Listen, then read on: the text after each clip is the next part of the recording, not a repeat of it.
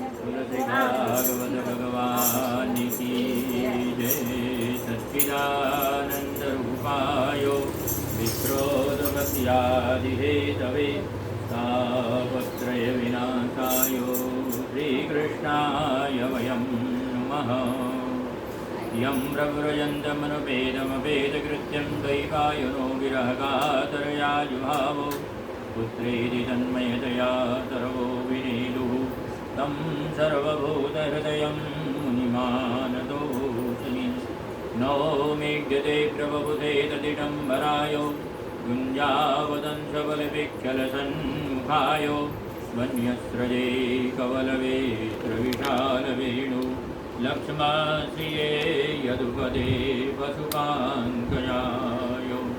या कुन्देन्दुतुषारहारधवला या शुभ्रवस्त्रावृता या वीणावरदण्डमण्डितकरा या श्वेतपद्मासना या ब्रह्माच्युतशङ्करप्रभृतिभिर्देवैः सदा वन्दितां श्यामां पातु सरस्वतीं भगवतीं निःशेषजाड्यापहाम्। कृष्णाय वासुदेवाय हरये परमात्मने प्रणतक्लेशनाशाय गोविन्दाय नमो नमः। गोविन्द जय जय गोपाल जय जय गोविन्द जय जय गोपाल जय जय राधारमण हरि गोविन्द जय जय राधारमण हरि गोविन्द जय जय गोविन्द जय जय गोपाल जय जय गोविन्द जय जय गोपाल जय जय राधारमण हरि गोविन्द जय जय राधारमण हरि गोविन्द जय जय राधारमण हरि गोविन्द जय जय राधारमण हरि गोविन्द जय जय जय गोपाल जय जय गोविन्द जय जय गोपाल जय जय गोविन्द जय जय गोपाल जय जय गोविन्द जय जय गोपाल जय जय गोविन्द जय जय जय राधारमण हरि गोविन्द जय जय राधारमण हरि गोविन्द जय जय राधारमण हरि गोविन्द जय जय राधारमण हरि गोविन्द जय जय श्री बालकृष्ण भगवान की जय। शौनकादि ऋषि नैमिषारण्य के तीर्थ में एकत्रित होते हैं और आपस में विचार विमर्श करने लग जाते हैं कि सतयुग त्रेता द्वापर इनकी समाप्ति के बाद कलयुग आएगा और कलयुग में मनुष्य बहुत दुखी होंगे। उनका दुख कैसे दूर हो, हमें एक जो है विचार करना चाहिए। सभी ऋषि मुनि आपस में बैठ करके विचार विमर्श करते हैं। उसी समय वहाँ पर जो है सूत जी का आगमन हुआ है। सूत जी को आया हुआ देख करके शौनकादि ऋषि खड़े हो जाते हैं, स्वागत सत्कार करते हैं और सुंदर आसन पर बैठा करके उनसे जो है प्रश्न करते हैं। शौनक जी पूछने लग जाते हैं कि सूत जी, आप तो शास्त्रों के जानकार हैं, आप हमें जो है एक ऐसा वृत्तांत श्रवण कराएं कि जिसके श्रवण करने से संसार के मनुष्यों का दुख दूर हो सके। सभी ऋषि मुनि उनसे प्रश्न करते हैं कि श्रीमद् भागवत का महात्मा आप हमें श्रवण कराएं, जिसके श्रवण करने से हमारे अंदर श्रद्धा भक्ति उत्पन्न हो। सुन करके शौनकादि मुनियों को सूत जी कहने लग जाते हैं, हे ऋषिगणों, श्रीमद् भागवत का महात्मा बड़ा ही विस्तृत है, बहुत समुद्रवत है, इसका वर्णन करना तो संभव नहीं है। फिर भी मैं हरि की कृपा से श्रीमद् भागवत की कथा ऋषि मुनियों को जो है सुख प्रदान करने वाली है। कलिरूपी कराल को, विषसर्प रूपी भयंकर कराल को नष्ट करने वाली है। समुद्र के समान जो है यह अथाह है, फिर भी जन्मों और कर्मों के बंधन से मुक्त करने के लिए मैं आपको एक कथानक श्रवण कराता हूँ। भक्ति और नारद का जो है संवाद आपको मैं श्रवण कराता हूँ। और कहने लग जाते हैं कि हे ऋषिगणों, एक समय की बात है कि नारद जी भ्रमण करते करते रास्ते में सनकादिकों का उनका समागम होता है। सनक, सनंदन, सनातन ये ऋषि उन्हें मिलते हैं और पूछने लग जाते हैं कि हे नारद जी, आपकी चिंता का कारण क्या है। चिंतित देख करके नारद जी से जब ऐसा ऋषि मुनियों ने पूछा है, नारद जी कहने लग जाते हैं, सनकादि ऋषियों, मैं यात्रा करते करते वृंदावन में पहुंचा। वहाँ पर मैंने एक विलक्षण दृश्य देखा है। भक्ति को रुदन करते मैंने देखा। उसके साथ में जो वृद्ध पुरुष थे उनको देख करके वह जो है चिंतित हो जाती और विचार करने लग जाती है और कहने लग जाती कि भो भो साधु क्षणम दृष्टो। वह मुझे देख करके कहती है कि साधु, हे सज्जन पुरुष, आप थोड़ा देर रुकें और मेरी चिंता का निवारण करें। और वह कहने लग जाती है कि मैं द्रविड़ देश में उत्पन्न हुई, कर्नाटक में मुझे वृद्धि की प्राप्ति हुई और गुजरात पहुँचते पहुँचते मैं जो है क्षीण अवस्था को प्राप्त हो गई। भक्ति कहती है कि मेरी जो अवस्था है वह तो युवावस्था हो गई और मेरे जो दो पुत्र हैं वे वृद्धत्व को प्राप्त हो गए, वृद्धावस्था को प्राप्त हो गई। बड़ा विचित्र जो है मैंने दृश्य देखा है कि बच्चे तो युवा होते हैं और माता पिता वृद्ध होते हैं, लेकिन यहाँ पर स्थिति विचित्र थी। भक्ति वृद्धावस्था को प्राप्त हुई और उसके जो है ज्ञान और वैराग्य दोनों वृद्धत्व को प्राप्त हुई, वृद्धावस्था को प्राप्त हुई। भक्ति ने उपाय पूछा है। नारद जी ने वेदों का जो है श्रवण कराया, गीता का श्रवण कराया, पुराणों का श्रवण कराया, लेकिन जब नारद जी हताश हो गए और उसका कोई लाभ नहीं मिला तो विचार करते करते वीणा बजाते फिर से भगवान के धाम में पहुँचे हैं और भगवान विष्णु की प्रार्थना की है कि आदिमत्यंतहीनायो निर्गुणाय गुणात्मने व्योमवाणी तदेवा भून् सिद्ध्यसे मानितमो मुस्लिमा सफलस्तेयं भविष्यति न संशयः। भगवान विष्णु ने कहा है कि हे नारद जी, आप दूसरों के लिए चिंतित हैं, लेकिन आपने जो भी वेदों का, उपनिषदों का, गीता का जो भी श्रवण कराया है उससे उतना लाभ नहीं हुआ। मैं आपको एक भक्ति दृष्टांत श्रवण कराता हूँ कि जिसमें संपूर्ण जो है भक्ति का अवगाहन है, सागर भरा हुआ है। जो वेदों का सार है, पुराणों का सार है, स्मृतियों का सार है, वह श्रीमद् भागवत है। और यदि जो है आप भक्ति को श्रीमद् भागवत श्रवण कराएंगे तो आपका जो है परिश्रम सफल होगा। सुनकर के नारद जी प्रसन्नचित्त हुए हैं और गंगा के तट पर पहुँच करके वहाँ पर श्रीमद् भागवत का प्रारंभ किया है और भक्ति को कहा है कि माँ चिंतां कुरु देवर्षे हर्षचित्ते तवान्वः उपायः सुरवद्धात्रो वर्तते पूर्वैव हि।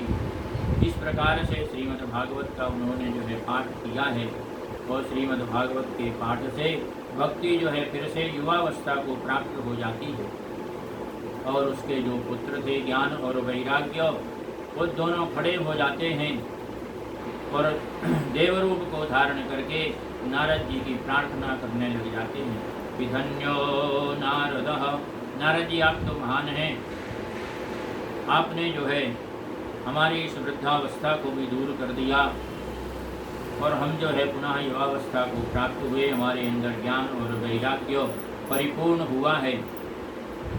इस प्रकार से भक्ति की स्थापना कहा है नारद जी को। भक्ति ने कहा है कि आप जो है हमेशा प्रभु का गुणानुवाद करेंगे, निरंतर सतत आपकी जिह्वा से भगवान की भक्ति के स्वर जो है निश्रित होते रहेंगे। इस प्रकार से भक्ति का वरदान नारद जी को प्राप्त हुआ है और नारद जी ने कहा है कि हे भक्ति, तुम भजन कीर्तन करने वालों के हृदय में हमेशा निवास करोगी, सज्जनों के हृदय में निवास करोगी, प्रत्येक जन के हृदय में तुम्हारा निवास होगा। जो भी व्यक्ति भजन करेगा भक्ति भाव से, उसे जो है संसार सागर से मुक्ति की प्राप्ति होगी। इस प्रकार से परस्पर नारद जी और भक्ति का संवाद जो है पूर्ण हुआ है। भक्ति का कष्ट जो है दूर हुआ है और उसके सुनकर के शौनकादिक ऋषि प्रसन्न चित्त हुए हैं और आगे जो है फिर से पुनः सूत जी से कहने लग जाते हैं कि आप मुझे आगे श्रीमद् भागवत की कथा का श्रवण कराएं, जिससे सभी शोक जो है संतप्त जो है दूर हो जाते हैं, आनंद की प्राप्ति होती है, भगवान के चरणारविंद की प्राप्ति होती है। इस प्रकार से प्रश्न करने पर सूत जी कहने लग जाते, शौनकादिक ऋषियों, एवं नगाः श्रवणोद्धर्मे प्रकाशमाने ऋषिभिः सभायाम् आश्चर्यमेकं समभूत्तदानीं तदुच्यते संशृणुशौनकत्वम्। आपको मैंने जो है भगवान की भक्ति का संवाद श्रवण कराया नारद जी के साथ, लेकिन एक और मैं आपको जो है भक्ति का संवाद श्रवण कराता हूँ और उसमें जो है श्रीमद् भागवत के माध्यम से विप्रदेव नाम के एक ब्राह्मण हैं, संसार में सुखों का उपभोग करते हैं, लेकिन कालांतर समय बीत जाने पर भी उनको पुत्र की प्राप्ति, संतान की प्राप्ति नहीं होती। उनकी पत्नी धुल्ली और आत्मदेव दोनों जो है चिंतित हो जाते हैं, भगवान का स्मरण करते हैं। एक समय आत्मदेव तपस्या करने के लिए जंगल में पहुंचते हैं, भूख से प्यास से व्याकुल होकर तालाब के किनारे पहुंचते हैं, पानी पीने के लिए उद्यत होते हैं।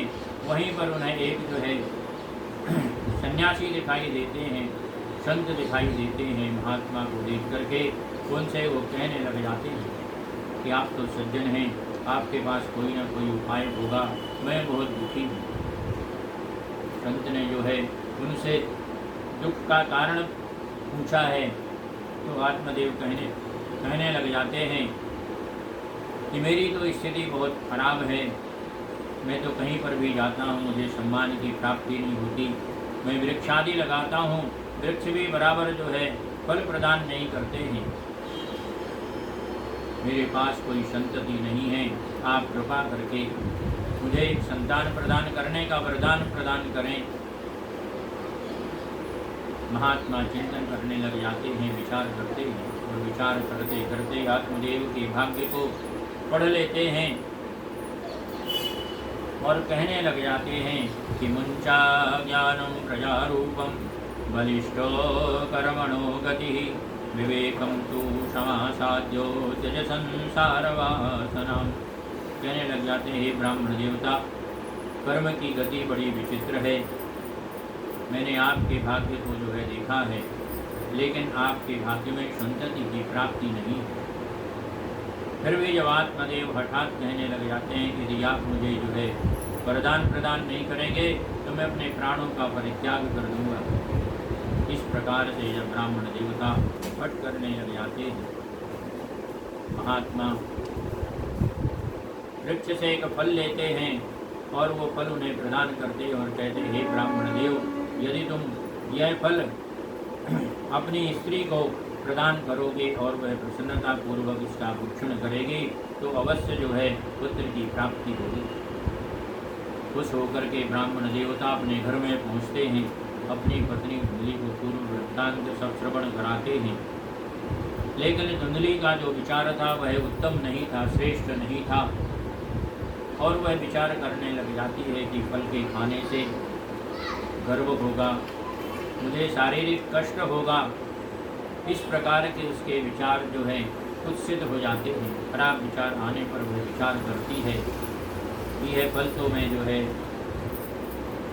गाय को खवा देती हूँ और उसके बाद जो है कोई ना कोई बहाना बना करके गर्व का जो है नाटक करूँगी, क्योंकि उसकी बहन भी उसी बीच में पहुँचती है और वह उसे उपदेश देती है कि अपन परीक्षण भी कर लेंगे, इसलिए इस फल को गाय को खिलाओ और मेरा जो गर्व है पुत्र होने पर मैं तुम्हें प्रदान कर दूंगी, तब तक तुम जो है आराम करो। इस प्रकार से दोनों में चर्चा हो जाती है और परीक्षण करने के लिए धुंधली जो है संत का दिया हुआ प्रसाद गाय को प्रदान कर देता है, खिला देती है। समय व्यतीत होता है, सुखदेव जी। सूत जी जो है शौनकादिक ऋषियों को श्रवण कराते हैं और कहने लग जाते हैं कि शौनकादिक ऋषियों इस प्रकार से समय व्यतीत हुआ और आत्मदेव के यहाँ गाय से एक जो है पुत्रवत जो है बछड़े की प्राप्ति हुई है, जिसके कान जो है गाय के समान है, इसलिए आत्मदेव ने उसका नाम गोकर्ण रख दिया। गाय से जो बच्चा हुआ उसका नाम गोकर्ण रखा। और उसकी बहन को जो बच्चा हुआ उसने अपनी बहन को लाकर के जब प्रदान किया तो उसका नामकरण किया है, उसका नाम धुंधकारी रखा। सूत जी कहते शौनकादिक ऋषियों इस प्रकार से दोनों जो है धीरे धीरे प्रौढ़ावस्था को प्राप्त हुए हैं, बड़े हुए हैं, लेकिन दोनों के स्वभाव में बड़ा विचित्रता है। गाय का जो बच्चा है वह सत्कर्मों से युक्त होता है और आत्मदेव का जो बच्चा है धुंधकारी वह जो है कुसंगति के विचार में फंस जाता है और धीरे धीरे जो है वह खराब आचरण करने लग जाता है। मन ही मन धन्या भागवती वारता प्रेत पीड़ा विनाशनी सप्ता भूमि तथा धन्या कृष्णलोक फलप्रदा। दोनों जब बड़े हो जाते हैं तो धुंधकारी जो है माता पिता को बहुत सताता है, दुखी करता है। पिता एक समय बहुत अधिक दुखी हो जाते हैं तो उन्हें गोकर्ण जो है समझाते हैं और कहने लग जाते हैं कि यह संसार की माया बड़ी दुस्तर है, कर्तव्यम सुष्करम तिदम, इसलिए आपको जो है भगवान की भक्ति में अपना समय व्यतीत करना चाहिए। अपने पुत्र की गोकर्ण की बातों को सुन करके आत्मदेव जंगल की ओर प्रस्थान कर जाते हैं। धुंधली जो है घर में बसती है।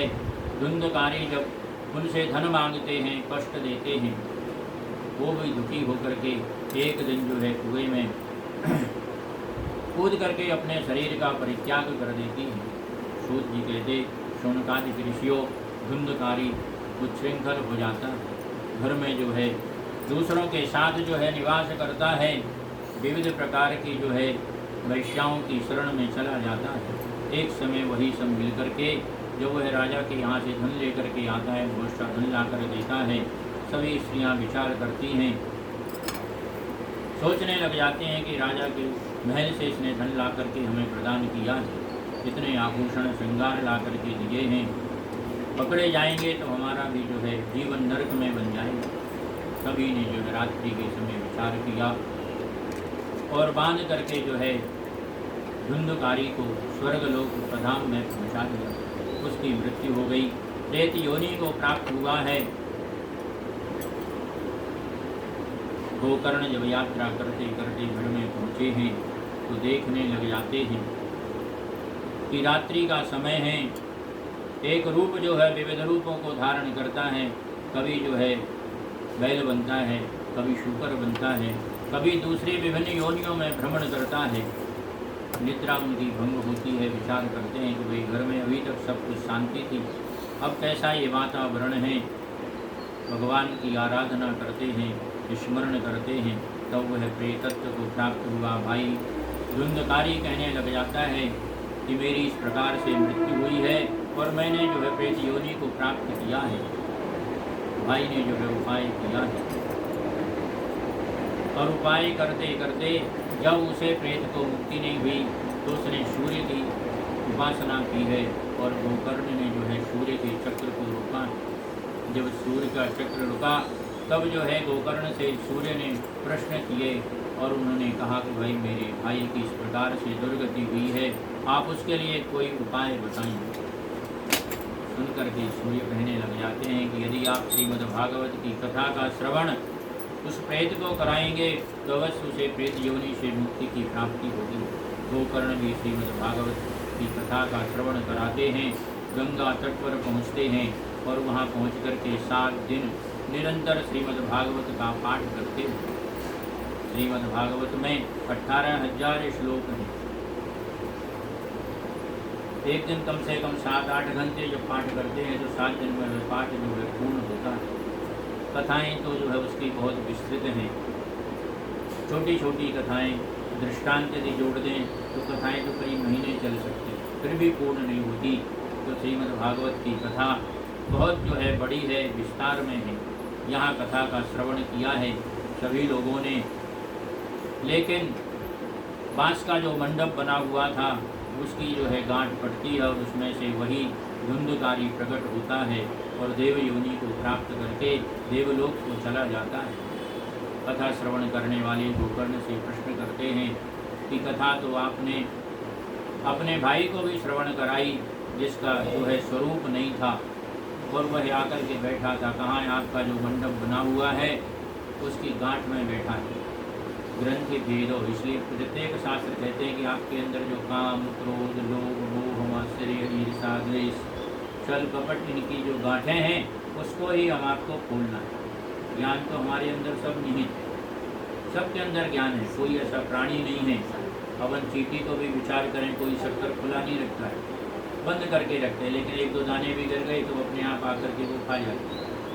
उनको कोई कहता नहीं है कि चींटी आओ और भर भर पेट खाओ, लेकिन वो खाती है। चींटियों को भी, बड़े से बड़े जीवों को भी पेट उदर पूर्ति के लिए वस्तुओं की प्राप्ति होती है। सूर्य देखते गए थे सुनकादि दृश्यों। यहाँ पर जब इस प्रकार का दृश्य हुआ है तो फिर से गोकर्ण विचार करते हैं। तब आकाशवाणी ने समझाया है कि भाई प्रेत जो है आकर के बांस में बैठा और उसने जो है निराहार रह कर के 24 घंटे जो है उसने भगवान का सतत ध्यान किया है और 7 दिनों में उसे जो है मुक्ति की प्राप्ति हुई। बाकी श्रोता तो अपने आए बैठे घर चले गए, अपने संसार के कार्य भी किए हैं। तो इस जो है भेद के कारण ही इस प्रकार से जो है भेद अब आपको दिखाई देता है। पुनः जब आकाशवाणी ने समझाया, गोकर्ण ने जो है फिर से वहीं गंगा तट पर बैठ कर के कथा का श्रवण कराया है और सभी लोगों को जो है मोक्ष की प्राप्ति की है। बोलो श्री भागवत भगवान की जय। सूर्य कहते सुनकादि दृश्यों सप्ताह श्रवण की विधि का भी वर्णन है। 7 दिन ही कथा श्रवण करनी चाहिए, क्योंकि 7 ही दिन जो है और 7 ही लोक हैं। सप्त श्लोकी सृष्टि ही, सृष्टि जो है सप्त दीप में बटी हुई, 7 लोकों में है। 7 लोक नीचे हैं, 7 लोक ऊपर है। इस प्रकार से जो है तल, वितल, सुतातल, तलातल, रसातल तक 7 तल। इसी तरह भूरलोक, भूवरलोक, स्वरलोक, महरलोक, जनालोक, तपालोक, सत्यलोक ऊपर है आकाश की तरफ। तो 7 दिनों में ही है संपूर्ण सृष्टि है, इसलिए सप्ताह का विधान किया है। आगे देखेंगे तो राजा परीक्षित को जब श्राप मिला तो जो है श्रृंगी ऋषि ने कहा कि जो है तुमको 7वें दिन तक्षक काटे। तो 7वां दिन तो इसलिए शुरू करेंगे, कोई भी सब दिन 7 हो सकते हैं। सोमवार से गिनती करेंगे तो सोमवार 7वां दिन हो जाएगा, मंगल से शुरू कर देंगे तो सोमवार 7वां दिन हो जाएगा। गिनती के ऊपर है ना, 7 दाने अपन रख दें और प्रारंभ से गिनेंगे तो 7वां लास्ट वाला हो जाएगा, और यदि गिनती बीच में से शुरू कर दी तो फर्स्ट वाला लास्ट हो जाएगा। तो इसीलिए फल की भी अपने को हम आपको खबर पाएँ। तो 7 दिन कब क्या होगा कोई नहीं जान पाए, तो 7 दिन तो पूरा समय मिल गया उसमें। तो सूर्य जी कहते सुनकादि दृश्यों, इसमें श्रीमद् भागवत में सप्ताह सुनने की विधि का वर्णन किया है कि 7 दिन में श्रीमद् भागवत का श्रवण करें। जितना भी जो है शक्ति के अनुसार बन सके सुंदर मंडप बनाएं, भक्तजनों को बुलाएं और भगवान का नाम स्मरण करें। इस प्रकार से श्रीमद् भागवत के जो है महात्म्य में प्रेत योनि से मुक्ति के लिए गोकर्ण का वर्णन किया गया है।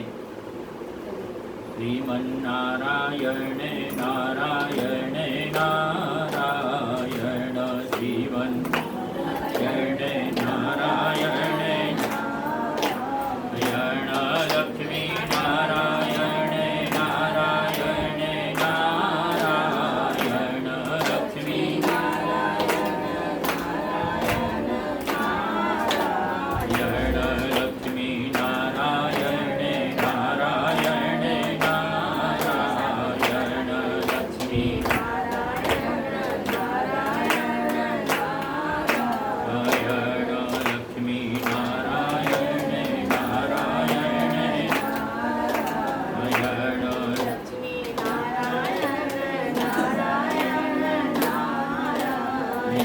लक्ष्मी लक्ष्मी नारायण भगवान की जय।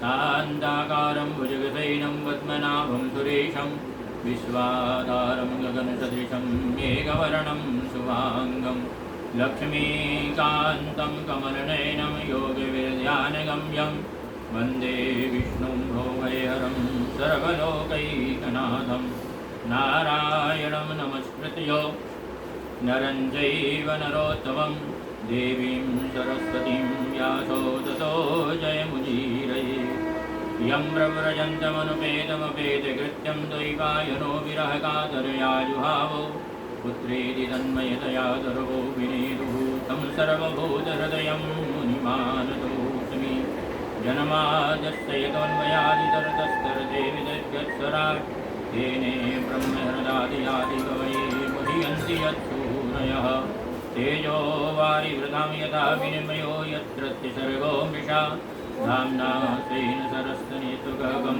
सत्यं परं धीमहि। भगवान को जो है बारंबार नमन करते हुए व्यास जी श्रीमद्भागवत के प्रारंभ में वर्णन करते हैं कि भगवान का जो स्वरूप है सत्य स्वरूप है, सतचित आनंद स्वरूप परमात्मा जो संसार की उत्पत्ति का कारण भी है, पालन का कारण भी है और संहार का कारण भी है। तीन अलग अलग रूपों में दिखाई देते हैं, ब्रह्मा विष्णु महेश। भगवान विष्णु तीनों को अलग अलग कार्य जो है सौंप देते हैं। ब्रह्मा जी को सृष्टि बनाने का कार्य प्रदान करते हैं, विष्णु स्वयं जो है रक्षा का कार्य ग्रहण करते हैं और शिव जी को है संसार का जो है समतुल्य भाव रखने के लिए, समान भाव रखने के लिए संहार का कार्य प्रदान करते हैं। हम किसी भी देव को नमन करते हैं, तीनों देवों को जो है प्रार्थना प्राप्त हो जाती है। सूत जी कहते हैं सुनकादि ऋषियों श्रीमद्भागवत की कथा जो है सभी को सुख प्रदान करने वाली है। सभी रस के मर्मज्ञ कहते हैं कि भगवान का जो स्वरूप है वह दिखाई नहीं देता है। श्रीमद्भागवत में भगवान कृष्ण का स्वरूप जो है निहित है। जैसे अपन देखें तो गन्ने में जो है रस भरा हुआ है, लेकिन हम आप उसके अंदर जो है रस अपने को प्रतीत नहीं होता है। जब उसे फेरा जाता है तो उसके अंदर से रस की प्रतीत होती है। दूध में हम आप देखते हैं कि उसके अंदर घी है, लेकिन जब तक उसका आलोडन नहीं करेंगे तब तक उसके अंदर से घी की प्राप्ति नहीं होती। इसी तरह परमात्मा का जो स्वरूप है वह आनंद स्वरूप है, सत्य स्वरूप है, चिदाकार जो है बृहदाकार है। अणु से परमाणु तक परमात्मा का निवास है। कोई भी ऐसा स्थल, ऐसी जगह नहीं है जहाँ पर परमात्मा का वास नहीं है। यत्किंचित जगत्याम जगत तेन त्यक्तेन भुंजीता माँ वृद्धा कस्यचित् धनम। शास्त्रोपनिषद कहते हैं कठोपनिषद में कि ईशावासमिदं सर्वम। जो कुछ भी हम देखते हैं वहाँ सभी जगह ईश्वर का वास है। कहीं पर भी कोई ऐसा स्थान नहीं है जहाँ परमात्मा का वास नहीं है। यहाँ पर जो है सूत जी शौनकादि ऋषियों को श्रवण कराते हैं। एक समय जो है नारद जी को शौनकादि के जो है ऋषि मुनि मिलते हैं और उनसे प्रश्न करते हैं कि नारद जी आपकी चिंता का कारण क्या है। नारद जी कहने लग जाते हैं कि मैंने जो है संसार की लीलाओं का जब जो है श्रवण किया है उसमें मुझे जो है बहुत जो है दुख की भी अनुभूति हुई है। यहाँ पर सूत जी शौनकादि ऋषियों के माध्यम से श्रवण कराते हैं कि नारद जी को शौनकादि ऋषियों ने 24 प्रकार के अवतारों का वर्णन किया। प्रत्येक अवतार में परमात्मा अपनी लीलाओं को करते हैं। एतन्नानावताराणां ध्यानं क्रीडमव्ययं कंसांसेन सृज्यन्ते देवधर्मन्यनादयः। सबसे पहले जो अवतार हुआ है परमात्मा का सनक, सनंदन, सनातन, सनत कुमार। ये हमेशा जो है युवावस्था को प्राप्त करने वाले 4 ऋषि हैं जो आदिकाल से जो है चले आ रहे हैं। उसके बाद जो है 12 भगवान का अवतार हुआ है। ब्रह्मा जी की नासिका से उनका अवतार हुआ है जिन्होंने जो है हिरण्याक्ष का वध किया। नारद जी का भी अवतार परमात्मा का ही अवतार है। नर और नारायण का अवतार है चौथा। कपिल भगवान का 5वां अवतार है। दत्तात्रेय जी का 6ठा अवतार। यज्ञ भगवान 7वें, ऋषभदेव 8वें, पृथु का अवतार 9वां है।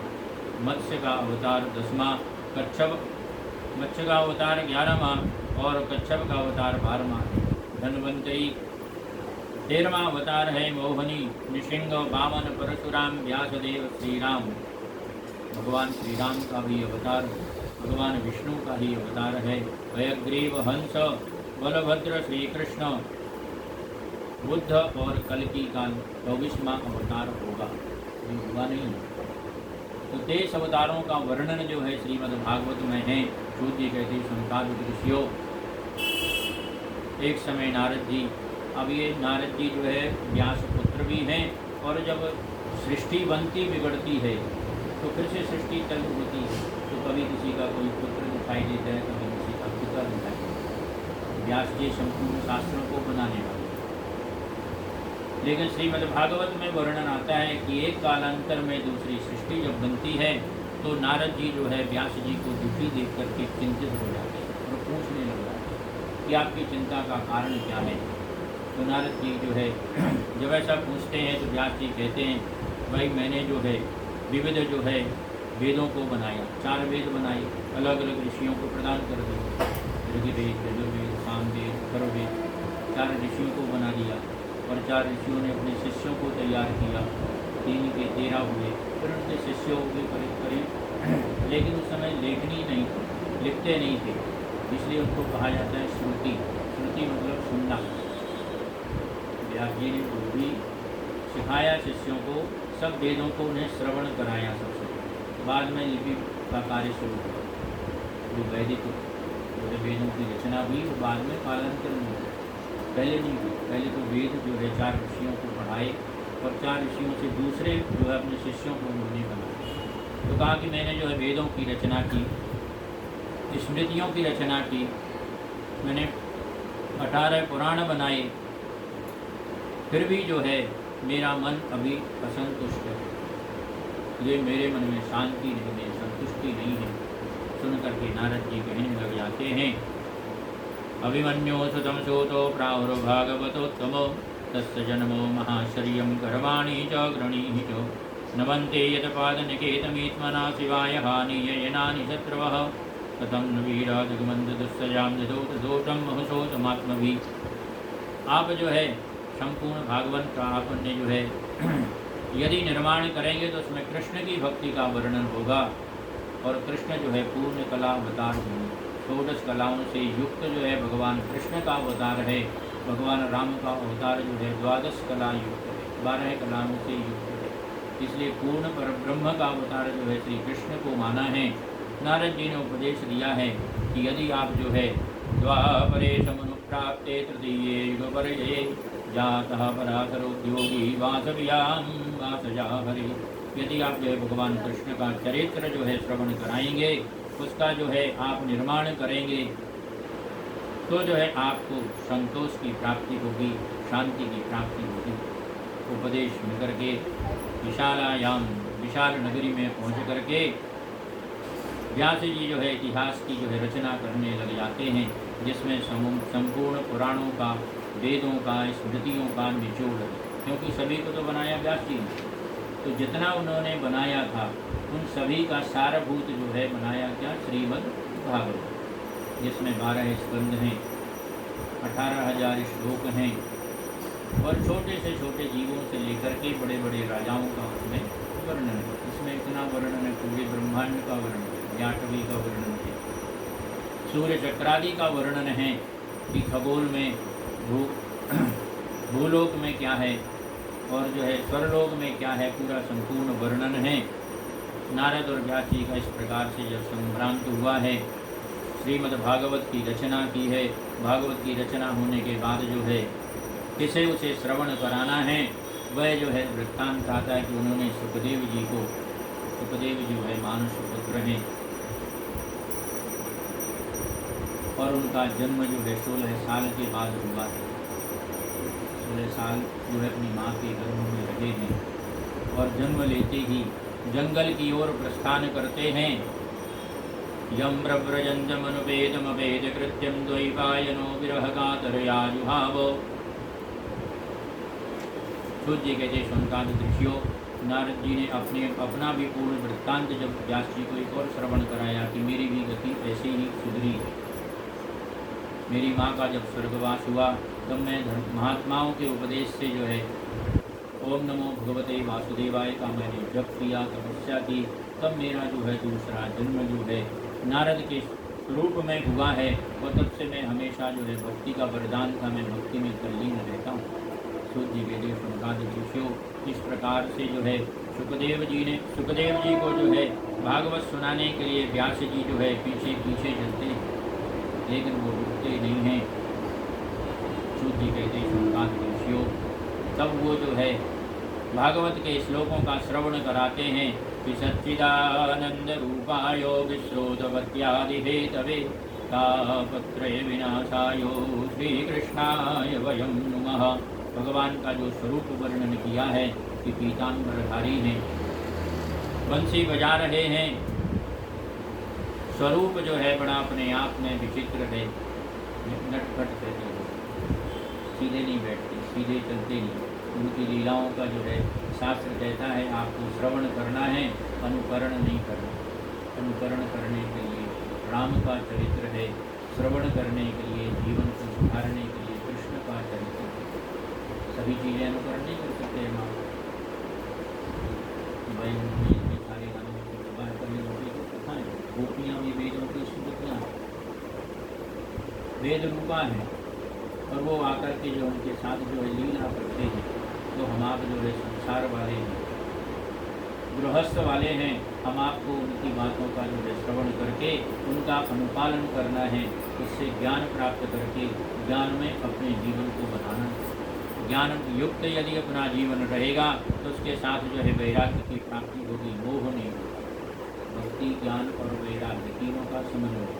भक्ति भी सकाम और निष्काम भक्ति है। कामना से युक्त जब अपन करते हैं कि भाई ये चीज़ मिल जाएगी, मैं ये काम करूँगा, तो वो सकाम भक्ति है।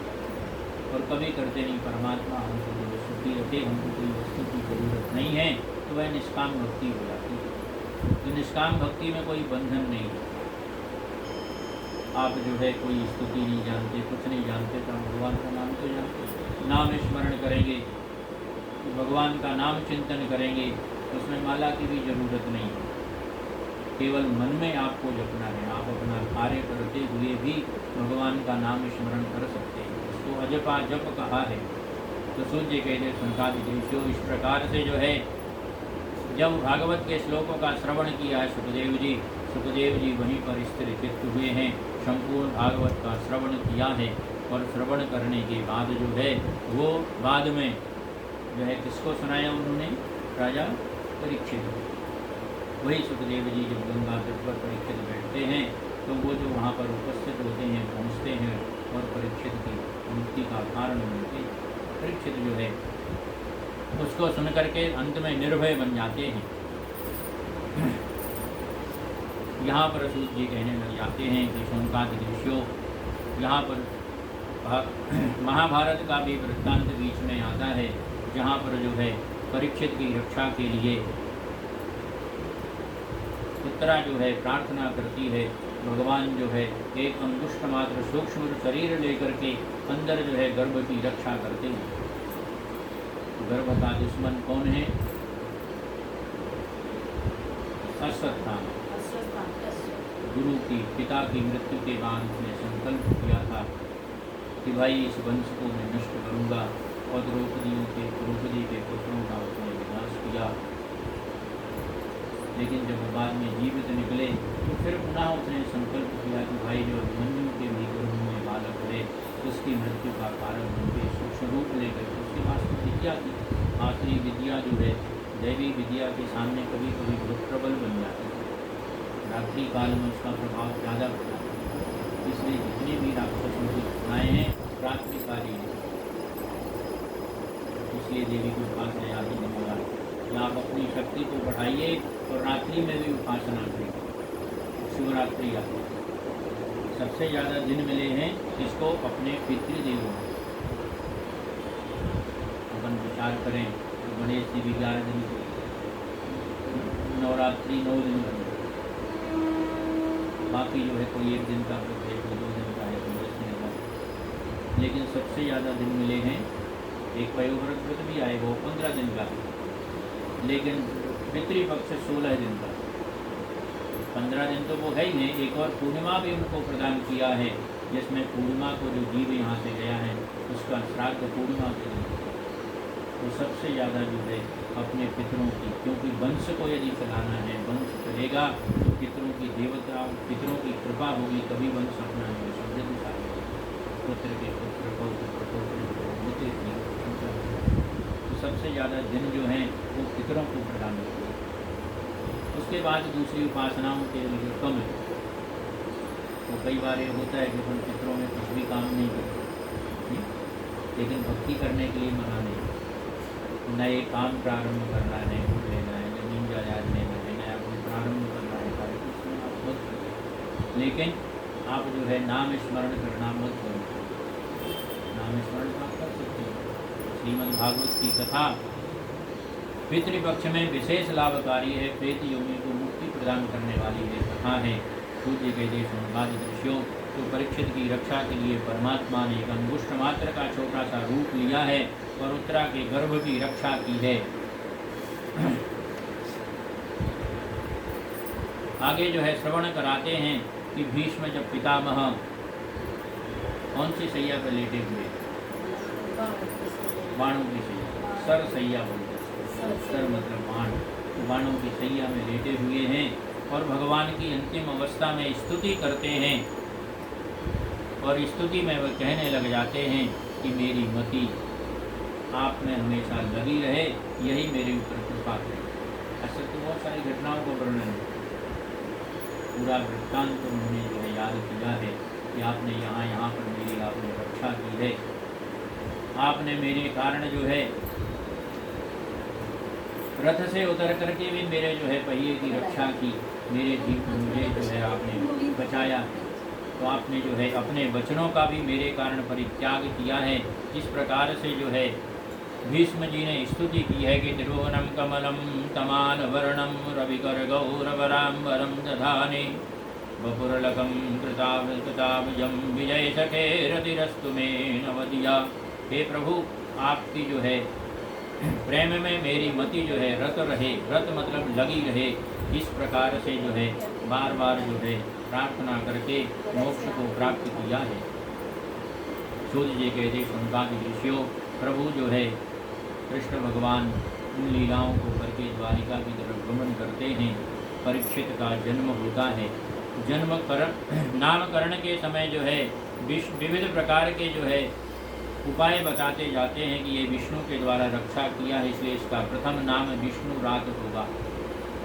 विष्णु की रक्षा से यह उत्पन्न हुआ, इसलिए इसका नाम विष्णु रात होगा और परीक्षित भी इसका नाम होगा।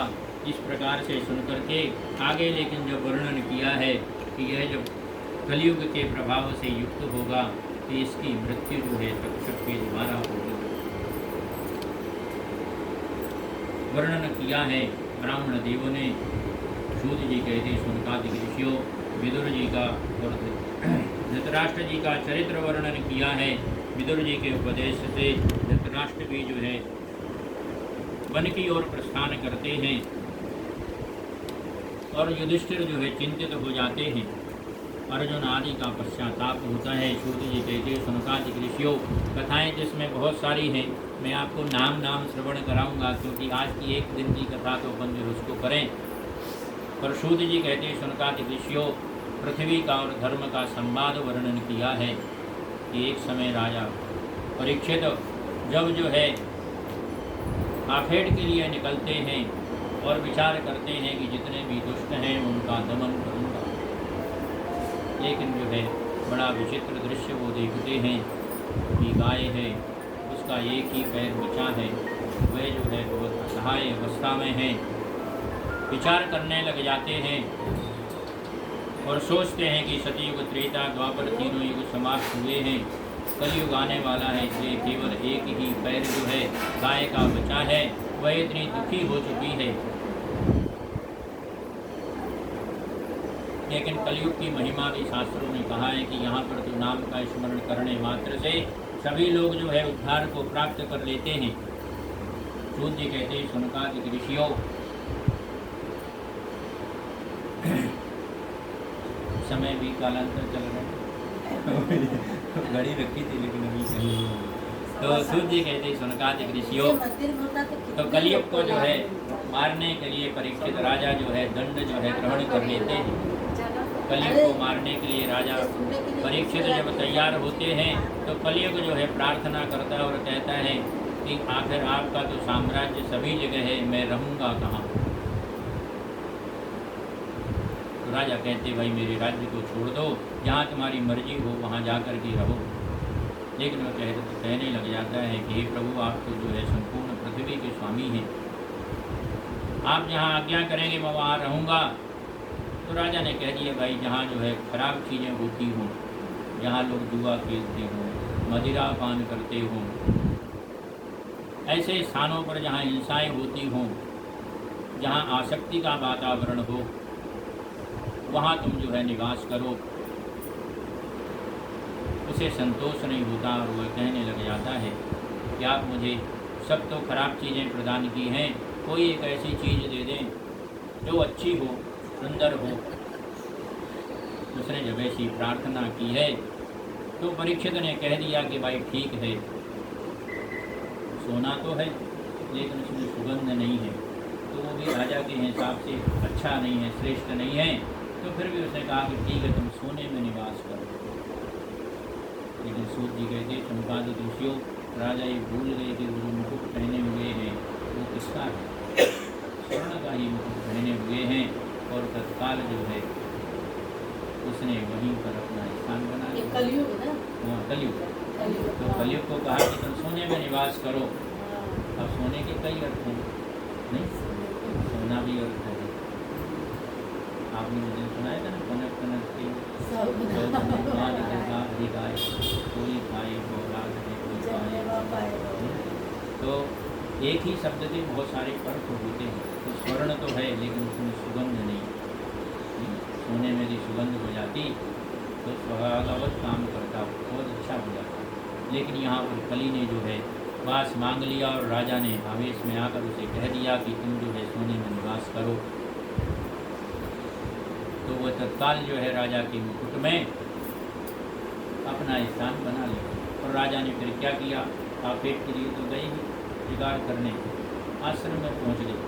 समीक ऋषि के आश्रम में पहुँचे, विचार आया कि ये तो जो है तपस्वी हैं, लेकिन मैं तो राजा हूँ, मैं यहाँ आया हूँ तो कम से कम इनको मेरा सम्मान करना चाहिए। वहाँ पर सम्मान की इच्छा जागृत हुई और जब अपने आप को अपमानित समझा राजा ने तो सोचने लगा कि इन्हें तो कोई न कोई परीक्षण करना चाहिए कि सचमुच तपस्या कर रही है या कुछ दिखावा होगा। तो समीप में वहीं एक मरा हुआ सांप पड़ा था, उसको अपने जो है बाण में लिया और ले जा करके ऋषि के गले में डाल दिया। उनका पुत्र श्रृंगी ऋषि जो स्नान करने के लिए गया था, जब ऋषि बालकों से उसने श्रवण किया तो उसे बड़ा क्रोध आया और क्रोध में उसने जो है राजा को श्राप दिया कि जिसको तुमने जो है मारा मान करके मेरे पिता को इस प्रकार से अपमान किया है, उसी के द्वारा तुम्हारी जो है मृत्यु होगी। और वही शिक्षक जो है परीक्षित राजा का मृत्यु का कारण बनता है। सूत जी कहते संपादित ऋषियों, समीक ऋषि के पास जब जो है पुत्र आया है, जब रुदन करने लगा, उनकी तपस्या भंग हुई और उन्होंने देखा तो मेरे गले में तो सर्प खड़ा हुआ, दूर किया है। पुत्र से पूछा, पुत्र ने कहा कि जैसा ऐसा घटित हुआ और मैंने राजा को इस प्रकार से श्राप दे दिया। अपने पुत्र को भी जो है ऋषि ने कहा है कि ये तुम्हारा कार्य अनुचित है। किसी भी बड़े को राजा जो है धर्म का पालक होता है, केवल शासक नहीं माना है उसे धर्म का रक्षक माना है। बाद में वो धर्म की रक्षा करे या दूसरे की रक्षा करने लगे अलग बात, लेकिन धर्म रक्षक राजा होता है। राजा के बिना हम कैसे सुखी रहेंगे। तब जो है ऋषि ने फिर से उपाय बताया है कि हे राजन, 7 दिन आपके पास हैं और 7 दिन में आप जो है उपाय कुछ ना कुछ करें। भक्ति के द्वारा जो है आपको मुक्ति की प्राप्ति होगी। उन्हीं का उपदेश सुनकर के राजा अपने महल में आ जाते हैं। सूत जी कहते शौनकादिक ऋषियों, इस प्रकार से श्रापित होकर के और वो जो है गंगा तट के किनारे पर पहुंच जाते हैं और गंगा तट के किनारे पहुंच करके देवों का स्मरण करते हैं। सभी देवता वहाँ पर उपस्थित होते हैं, ऋषि मुनि आते हैं और उसी समय वहाँ पर जो है सुखदेव जी का आगमन हुआ है और सुखदेव जी को सभी ऋषि मुनि ने वंदन किया है और वंदन करने के बाद उन्हें सुंदर आसन पर बिठाया है। उनकी स्तुति की है कि नौमेड्यते प्रवपुषे तदिडम्बराय गुंजावदंस बलवीक्षर सन्मुखाय वन्यस्रजे कवलवेत्र विशाल वेणु लक्ष्मीस्पदे यदुपदे पशुपांगजाय। बोले सुखदेव जी महाराज की जय। तो भी सुखदेव जी जो है कथा सुनाएं, हम आपको कल सुनेंगे। अभी तो समय के बंधन में है तो अभी कितने बजे से चालू करते हैं आप? जो भक्त लोग नहीं आते उनकी प्रतीक्षा में इस समय व्यतीत हो जाता है। प्रतीक्षा करते करते क्या करे भक्त लोग भी ऐसे मेहनत में श्रीमन नारायण नारायण नारायण श्रीमन नारायण नारायण नारायण लक्ष्मी नारायण नारायण नारायण लक्ष्मी नारायण नारायण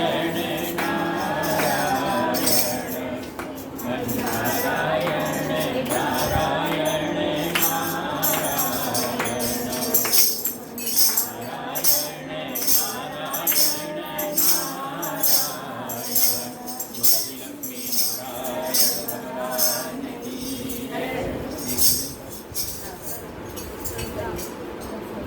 कोई विष्णु भगवान का देखो।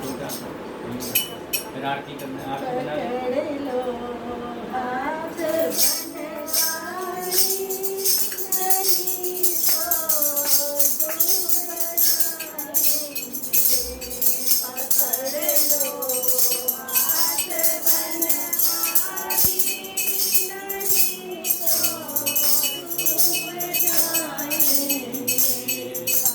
हमारा कुछ नहीं चलेगा, तुम्हारी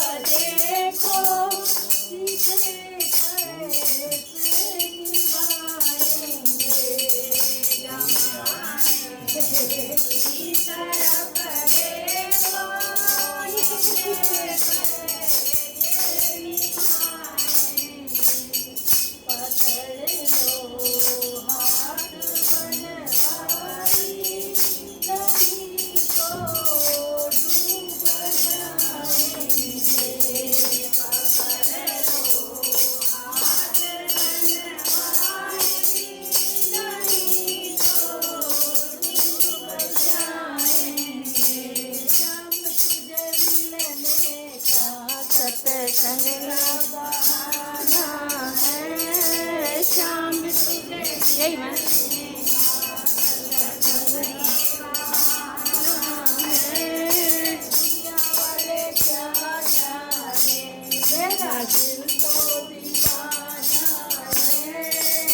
दुनिया वाले क्या जाने मेरा दिल तो दीवाना है शाम तुझे मिलने का सत्संग बहाना है शाम तुझे मिलने का सत्संग बहाना है दुनिया वाले क्या जाने मेरा दिल तो दीवाना है दुनिया वाले क्या जाने मेरा दिल तो दीवाना है सूरज में ढूंढा तुझे चंदा में पाया है सूरज में ढूंढा तुझे चंदा में पाया है तारों की बतिया मेरे शाम का बसेरा है तारों की टिम टिम मेरे शाम का बसेरा है तारों की टिम टिम मेरे शाम का बसेरा है तारों की टिम टिम मेरे शाम का बसेरा है शाम तुझे मिलने का सत्संग ही बहाना है शाम तुझे मिलने का सत्संग ही बहाना है दुनिया वाले क्या जाने मेरा रिश्ता पुराना है दुनिया वाले क्या जाने मेरा रिश्ता पुराना है गंगा में ढूंढा तुझे यमुना में पाया है गंगा में ढूंढा तुझे यमुना में पाया है तारों की लहरों में मेरे शाम का बसेरा है सागर की लहरों में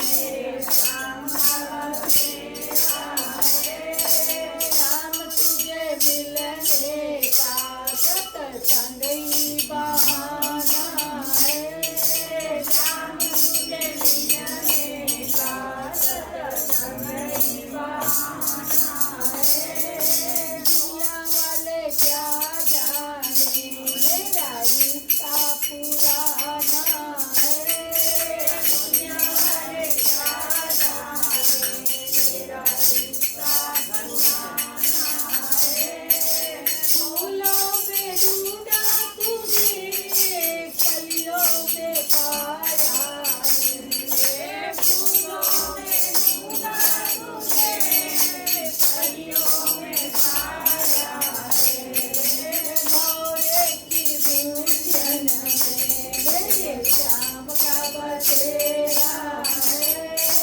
भौरे की गुलशन में मेरे शाम का बसेरा है शाम तुझे मिलने का सत्संग ही बहाना है शाम तुझे मिलने का सत्संग ही बहाना है दुनिया वाले क्या जाने मेरा रिश्ता पुराना है दुनिया वाले क्या जाने मेरा रिश्ता पुराना है भागवत भगवान की जय। अभी आरती कर लेंगे सभी लोग यदि उतारना चाहें तो आ जाएंगे तब आरती उतार लेंगे इसी में से थोड़ा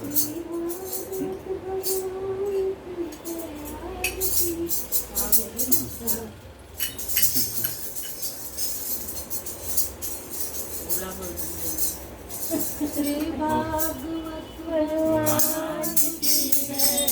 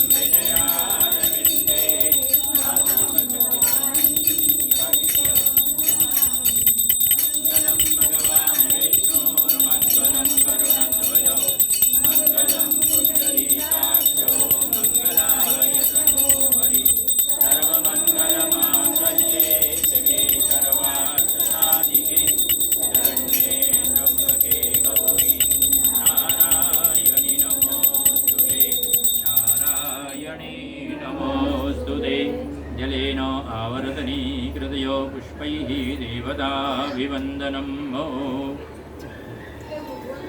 ओम यज्ञेन जगमय यन्त देवास्तानि धर्माणि प्रथम। वो आरती को घुमा के फिर बाद में सबको एक एक फूल दे देना। और ये फूल मेरे पास दे दो, एक एक सब लोग ले लेंगे। कितने बजे से शुरू होता है? जब से आओ तभी सुबह में हिंदी में अभी शुरू करते हैं शाम को। टाइम है आप शाम आए जब आप आओगे तब उसके बाद में हिंदी में करते हैं। नहीं तो बाकी संस्कृत ही संस्कृत में करते हैं ना। 5 बजे आ जाओ, हम बोल रहे हैं, आओ। ये फूल ले लेंगे। हरि ओम ओम यज्ञेन जगमय यन्त देवास्तानि धर्माणि प्रथमानि आसन्नोति हनागं महिमानः सजन्ते यत्र पूर्वे साधियाः देवाः। ओम राजाधिराजाय वृथय्यसाहिने नमो वयं वै श्रवणाय कुर्महे समे कामान् कामकामाय मह्यं कामेश्वरो वै श्रवणो ददातु कुबेराय वै श्रवणाय महाराजाय नमः। कायेन वाचा मनसेन्द्रियैर्वा बुद्ध्यात्मना वा प्रकृतिस्वभावात् करोमि यदि यत्सकलं परस्मै नारायणायेति समर्पयामि। त्वमेव माता च पिता त्वमेव बन्धुश्च सखा त्वमेव विद्या द्रविणं त्वमेव सर्वं मम देवदेव। नानासुगन्धवदवाणी यथा कालोद्भवानि च पुष्पाञ्जलिर्मया दत्तं गृहाण परमेश्वरो। चरणकमले मन्त्रपुष्पाञ्जलिं समर्पयामि। श्री भागवत भगवान की जय। यहीं खड़े होकर आरती करोगे तो वहाँ भी होगी, यहाँ भी होगी, वहाँ भी हो जाएगी। कुछ ऐसा नहीं। हाँ चलो अब आरती ले लो और सबको। यानि कानि च पापानि जन्मान्तर्गतानि च तानि सर्वाणि नश्यन्तु प्रदक्षिणान्तु पदे पदे। जो भी हाथ में फूल हैं भागवत जी के ऊपर चढ़ा दें, कहीं भी चढ़ा दें, एक ही है। यानि कानि च पापानि जन्मान्तर्गतानि च तानि सर्वाणि नश्यन्तु प्रदक्षिणान्तु पदे पदे। मन्त्रहीनं क्रियाहीनं भक्तिहीनं सुरेश्वरो यत्पूजितं मया देवो परिपूर्णं तदस्तु मे। गतं पापं गतं दुःखं गतं दारिद्र्यमेव च आगता सुखसम्पत्ति पुण्योऽहं तव दर्शनात्। बोल श्री भागवत भगवान की जय। लक्ष्मी नारायण भगवान की जय। ओम नमः पार्वती पतये हर हर महादेव हर। जय जय श्री राधे, जय जय श्री राधे, जय जय श्री राधे। बहुत सुंदर, यही अगर मैं भक्ति मंदिर में रहता तो कितने लोग को लाभ मिलता। लेकिन ये घर में किया जाता है ना, इसके लिए नहीं घर में किया अब एजा से झाँके के ना मिलल है।